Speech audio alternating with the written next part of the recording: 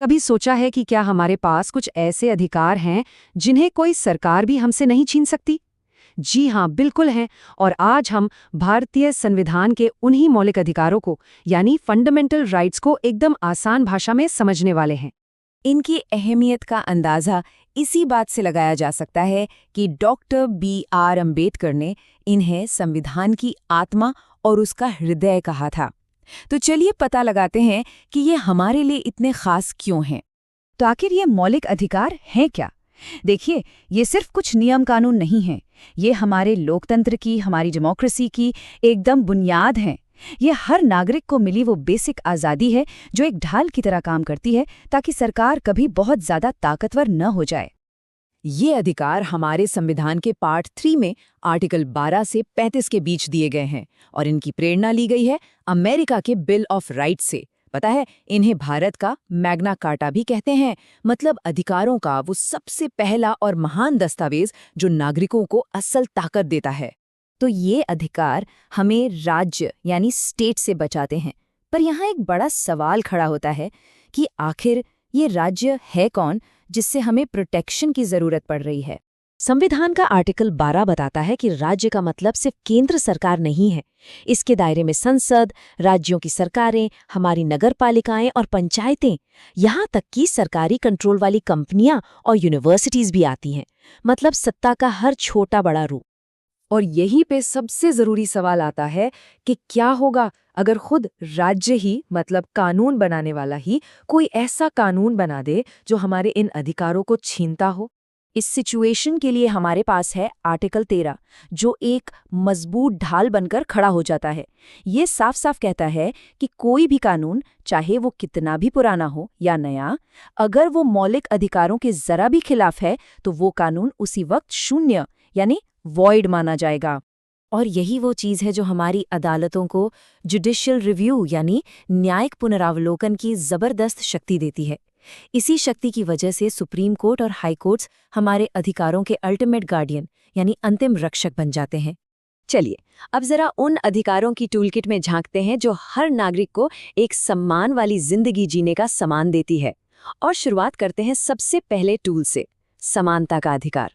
भारत में समानता का विचार हमेशा एक जैसा नहीं रहा है, वो समय के साथ बदला है। ऐतिहासिक गलतियों को सुधारने के लिए इसमें कई बदलाव हुए, जैसे पिछड़े वर्गों के लिए विशेष प्रावधान बनाए गए, फिर इंदिरा साहनी केस में रिजर्वेशन पर 50% की एक सीमा तय की गई, और हाल ही में आर्थिक रूप से कमजोर वर्गों के लिए भी आरक्षण की व्यवस्था की गई। इस टूलकिट में अगला और बहुत मजबूत टूल है स्वतंत्रता का अधिकार, खासकर आर्टिकल 19, जो एक नागरिक के सफर की पूरी कहानी कहता है। सोच से शुरू होकर यानी बोलने की आज़ादी, फिर एक्शन यानी शांति से इकट्ठा होने की, संघ बनाने की, पूरे देश में कहीं भी आने जाने, बसने और कोई भी काम करने की आज़ादी। अब एक बहुत ही दिलचस्प बात, जानते हैं 2 अधिकार ऐसे हैं जो इमरजेंसी प्रूफ हैं। उन्हें कभी भी, किसी भी हाल में, यहाँ तक कि राष्ट्रीय आपातकाल में भी सस्पेंड नहीं किया जा सकता। और वो है आर्टिकल 20 और 21, जीने का और व्यक्तिगत स्वतंत्रता का अधिकार। तो ठीक है, अधिकार तो हैं, पर अगर किसी का अधिकार सच में छीन लिया जाए तो क्या होगा? घबराने की बात नहीं है, क्योंकि संविधान ने इसके लिए भी एक अल्टीमेट गार्डियन दिया है। और वो है आर्टिकल 32 यानी संवैधानिक उपचार का अधिकार। ये इतना जरूरी है कि खुद डॉक्टर अम्बेडकर ने इसे संविधान की आत्मा और उसका हृदय कहा था। मतलब इसके बिना बाकी सारे अधिकार बेमानी हैं। ये आर्टिकल हर नागरिक को ये हक देता है कि वो अपने मौलिक अधिकारों के हनन पर सीधे सुप्रीम कोर्ट जा सकता है, और कोर्ट के पास 5 तरह के रिट्स नाम के शक्तिशाली हथियार हैं, जैसे हेबियस कॉर्पस, जिसका मतलब है कि अगर किसी को गैर कानूनी तरीके से हिरासत में लिया गया है तो कोर्ट पुलिस को हुक्म देगी कि उस व्यक्ति को सामने पेश करो। ये रिट्स सच में आम आदमी के सबसे बड़े हथियार हैं। लेकिन एक बात और, ये अधिकार असीमित नहीं हैं, इनकी भी एक सीमा है।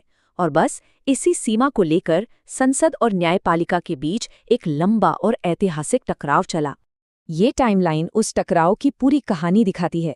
देखिए, 1967 में गोलकनाथ केस में सुप्रीम कोर्ट ने कहा कि संसद मौलिक अधिकारों को हाथ भी नहीं लगा सकती।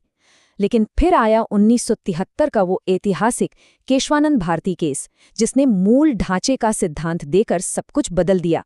और इस पूरे टकराव का हल निकला बेसिक स्ट्रक्चर डॉक्ट्रिन यानी मूल ढांचा सिद्धांत से। ये हमारी न्यायपालिका की एक शानदार खोज थी।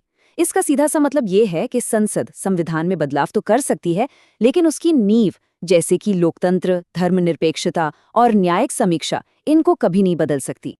और हाँ, बदलाव की बात करें तो 1978 में हुए 44th संशोधन ने एक बहुत बड़ा बदलाव किया था।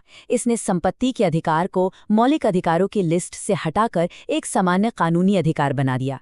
ये दिखाता है कि ये लिस्ट भी पत्थर की लकीर नहीं है।